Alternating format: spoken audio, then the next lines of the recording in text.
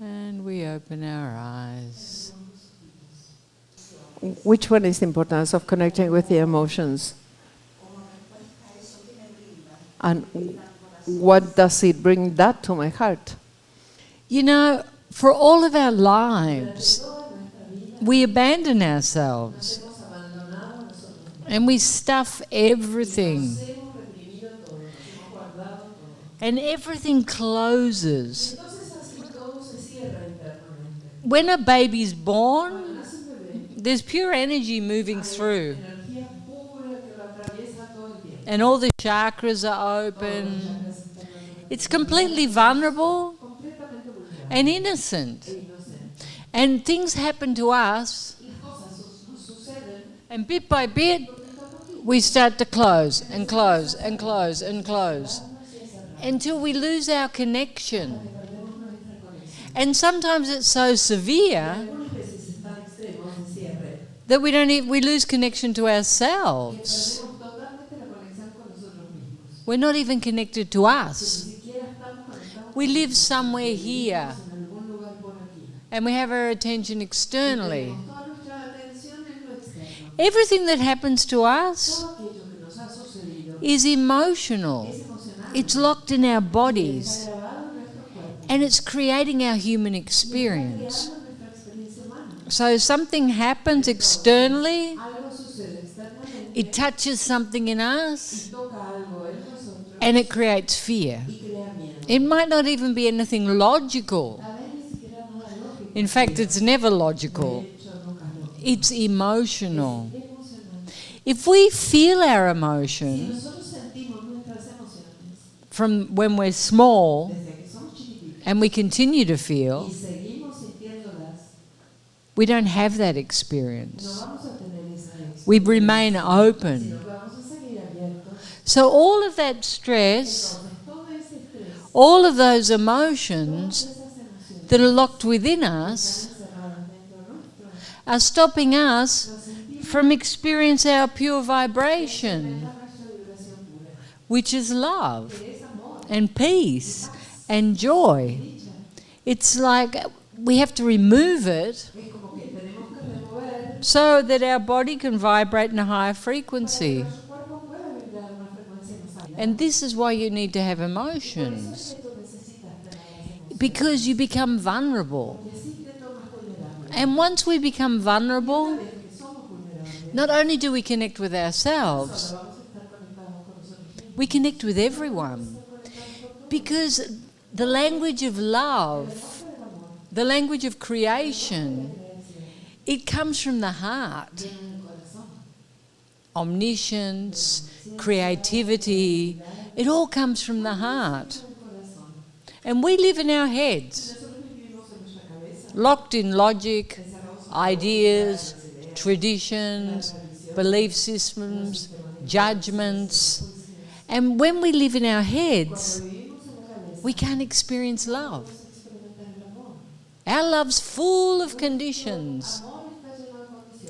True love, unconditional love, is so abundant, it has no conditions. So it comes because we live in our bodies. We have to elevate our vibration so we can experience love, because it's a very fast vibration. But it's something very real. It doesn't come from here, it comes from here. And you'll notice that the first lot of my facets are always going for your heart, no? I'm poking it like that. And the idea is, and that's why the attention point's so important, is it starts to open. And you'll know. When your heart opens, it's like a new world. Not only does your heart open, the veil falls from your eyes and you start to see reality instead of walking around with a hoodie and sunglasses, you know? And you just see what you want to see. You're like this. Oh, Oh, now I understand. And it's emotional. You know, and this is why it's easier normally for women to evolve, because of the feminine energy. Women are naturally in their hearts. And you notice that very sensitive men have a very strong feminine aspect. And when that starts to open, we start to connect. So it's all about emotion. It's all about opening, and it's all about our vibration. You can't learn freedom. You're born free. You just have to break out of jail. It's that simple. And people don't like it. This is why it's good for Latins, because they're more open to be passionate and vulnerable, and lots of people just won't open because they think it looks weak. And the thing is, they've been taught not to. You need to be strong. But what they're really saying is you need to be shut down and do as you're told.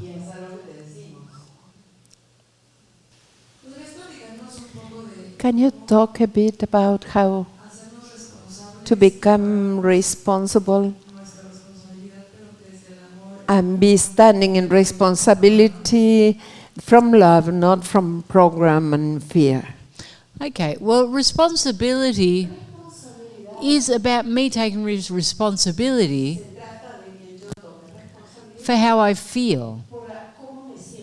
Because most humans blame the outside. They're always blaming the outside for why they're not happy. You know, if my partner loved me more, I'd be happy. If the children did what I told them, I'd be happy. If we had a different president, I'd be happy. And we do it as individuals, and we do it collectively. But everyone's a victim to someone. And there's always something wrong. You know, humans fundamentally think there's something wrong with them and with the world, because it all comes from here. But when we start to take responsibility for what we're experiencing in each moment, instead of feeling like victims, we start to anchor in love. And we realise that that's the important thing. We fight to be recognised, to be right, to be validated. But what does it achieve? Angst, depression, disillusionment, war, drama, problems. When we learn to surrender and just find that joy internally, we feel so abundant, because the world is as it is. And that doesn't mean we can't change it, but we shouldn't be suffering it. And it has to start at home. You know, we've always got these big visions, but we have to clean our own house. You know, we're all, oh, I hate war. But the dinner table's a war. You know, there's always arguments and drama, and this one got favour and this one no, or just don't talk. You know, there's always this happening because of victim consciousness. So when I'm empty, it's my choice. Who am I going to be? Am I going to enjoy? Am I going to surrender? Am I going to flow?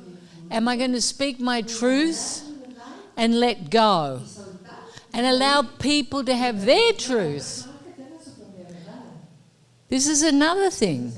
We all have a different vision.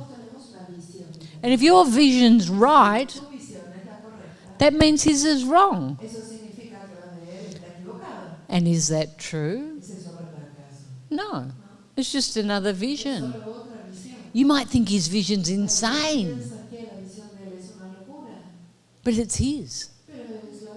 And when you can allow people to have their own opinions,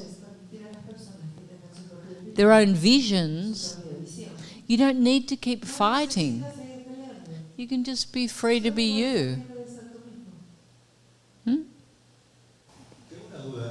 Have a doubt. How to move beyond a situation that was expressed already several times and then was unified, and in the moment a peace was founded. But afterwards, a moment after, comes back the same judgments, the same sensation. You just have to keep going until you let it go. You know, sometimes we have things that happen in our lives that mark us profoundly, no? And it really affects us. And sometimes it takes a while to let it go. When you express, you expand. And then it comes again. Then you express, you expand. And bit by bit, it just diminishes. And sometimes other stresses attached to that theme. Okay, it's not always the same thing. You know, this is why I say it's so important not to analyse. I know when you do the first portal, Satya tells you, you know, we're going for the root of the tree. We're not looking at each leaf. We're cutting the root of separation, the root of fear. This is what we're doing. We're not analysing each leaf. Oh, this is when I got in trouble at school, and this is where I thought I wasn't intelligent enough, and this is where I got caught smoking, and this is because my family loved my sister more, and you know, it's an eternity. We don't do that. We just say, move, let go, get back in the moment. I have a clarity, let go, back in the moment. And this is why it's so fast. Because we're just moving until finally we're back having that beautiful experience. But permanently. Not just when we're meditating, you know. It's permanent. You're walking around in the Periférico in Mexico City and you're in peace. You know, it doesn't make any difference. Choking on the smog. It's okay. You'll be in peace. Me doy cuenta que I can sigo see sintiendo la necesidad de that rescatar a las I personas. continue feeling the need of rescuing people. ¿Me puedes hablar de eso? Can you talk that? That's because you're a facilitator. You want to save the world. You know, the thing is, you want to control. You want it your way. So you label it, I want to save someone. But in reality, you're trying to fix them for you. Okay? And you have to see that you've got something attached to it. So you need to give and let go. The worst thing you can do is be on top of people because you can't change anyone. And the minute people feel controlled, they have this mechanism of pushing against. Okay, so it never works because the ego feels controlled. And you come from the best intention and the clearest intention. And like you're a very clear person, but people feel like, and you just need to let go and find your own peace. Yeah? It's natural when you have a certain amount of clarity and you can see people clearly, you want to give. You want to say, look, this is what I did. Like a kid with a secret. But you really, really, really can't change anyone. I've tried. And if I can't, you've got no hope. And since I was a child, they told me I'm crazy. Because I didn't follow many ways of thinking that I have. For a long time, I took distance because I was sick of feeling they wanted to change me, or I was feeling judged. That is something I always felt, judgments permanently. But now, being more adult, I can see I love them. Anyway, I love them. It's my family. And I have fun, they have good things. But it happens that more and more, when we are together, they have to criticize something in me. I don't know what to do to live with this, and especially to heal this part of judgment. Now I know that I am the one, but... So you've got to stop looking for their approval. And maybe this is the way they show you love. Like they make fun of you. Stop taking it so seriously. Obviously you're the black sheep. And that's great. Everyone here is a black sheep. Because we think differently. Because we do something different. And that's great. But stop taking it personally. They love you. You love them. Stop looking for approval. And clearly you're not going to change. Because everyone fitted in that box. And you just don't want to get in. And that's perfect. You have your own experience. And you don't really know how people feel. And because you're sensitive, you're taking everything personally. If you were in Australia, the more we poke at you, the more we love you. That's how we show love. So, don't worry about it. You have to heal the need for approval. That's all. You don't have to be in contra. You just have to love you and love them unconditionally and trust yourself. And you'll be surprised. When I first started being spiritual, I was the only one. I think I was the only one in the country. Really? None of my friends. No one was interested in consciousness or changing. No one. And then 15 years later, they're writing to me. But everyone has a timing.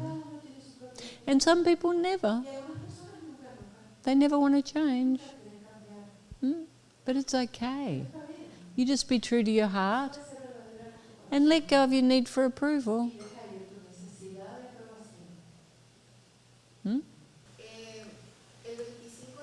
25th of December, you gave us your feeling of Jesus. And you were talking a lot about the legacy that he left in his life. But something church takes from Jesus and shows at the birth is his death, is the passion. And the meaning they give is the passion and the death to show us resurrection. But I wonder how such an enlightened being dies in such a way, with a death crucified. And I could like your concept or your interpretation of the death he had.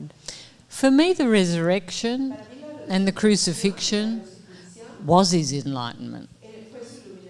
He let go of everything, and then he unified with God and resurrected in unified consciousness, in Buddha consciousness.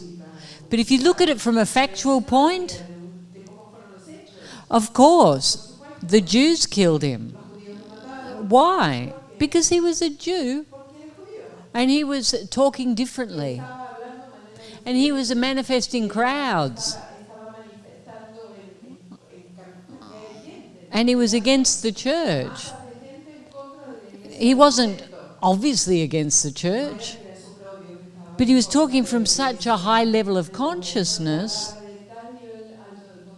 he was against everything. And the same thing was with Buddha and Mahavira. They're never accepted for the people they came from. You look at Osho. He was banned all over the world. And he had one of the most supreme consciousnesses in the story.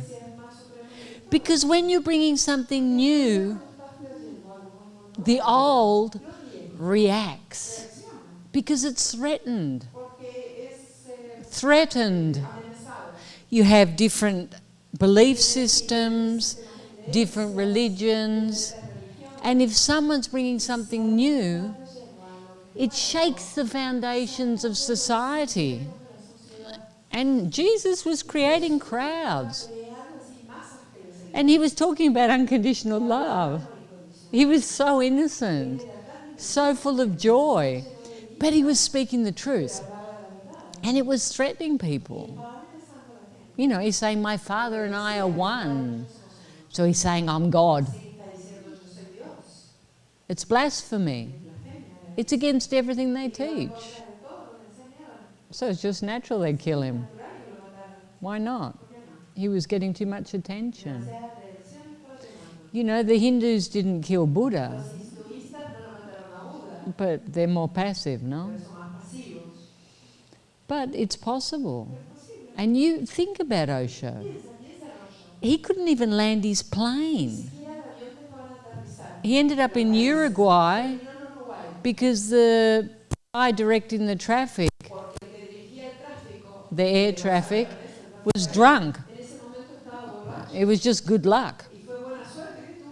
Or he wouldn't have been allowed to land. You know, people that are bringing a new vision shake the foundations and they create fear. It's like that. Not so much now, I would imagine. But before, yes, sure. There's always something new. But all of the enlightened masters, they have such a presence. Why? Because they were bringing truth. Truth is always the truth. Love is always love. Everything else is transient and it's based in fear. But the love's eternal because everything's that.